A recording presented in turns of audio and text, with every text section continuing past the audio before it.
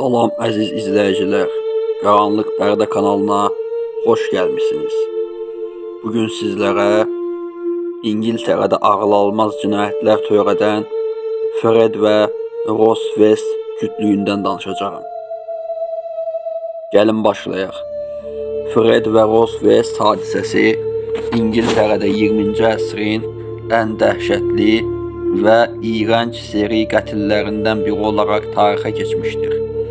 Onların cinayətləri həm sadistliyi, həm də uzun müddət gizli qalması baxımından dünya miqyasında sarsıdıcı olmuşdur.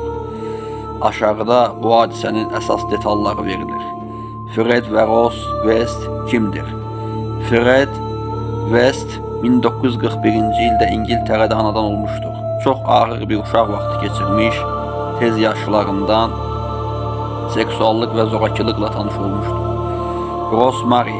Rose West 1953-cü ildə doğulub, onun da uşaqlıq dövrü çox çətin keçmişdi. Atası şizofreniya xəstəsi idi və Rose'un uşaqlığı boyunca onu istismar etmişdi. İkisi 1969-cu ildə tanış olmuş və tezliklə birgə yaşayaraq ailə qurmuşlar. Cinayətlərin mərkəzi 25 Cromwell Street.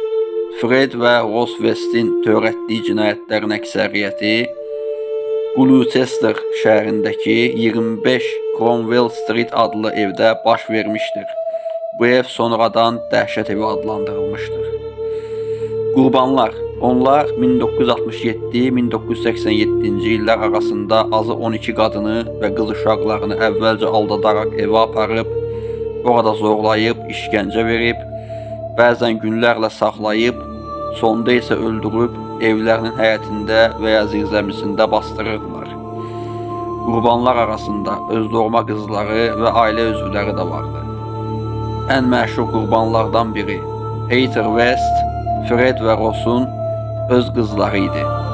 Onu 1987-ci ildə öldürüb, evlərinin həyətində bastırmışdılar. Qonşuları isə internata göndərdik demişdilər. Aşkar olunması 92-ci ildə bir neçə fərqli şikayət və polis araşdırması nəticəsində ev qazılmağa başladı və sümüklər tapıldı. Bu, Fred və Rose'un cinayətlərinin üstünü açdı. Məhkəmə və son. Fred West 1994-cü ildə həbs edildi. Lakin 1995-ci ildə həbsxanada özünü asaraq intihar etdi. Arvadı Rose West isə 1995-ci ildə məhkəmədə 10 qətildə təqsirli bilinərək ömürlük həbs cəzası aldı. Hazırda hələ də həbsdədir. Bu olayların psixoloji tərəfi.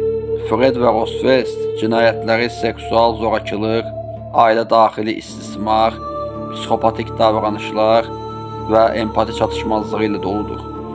Onlar üçün insan həyatı dəyərsiz idi və cinayətləri adiləşmişdir.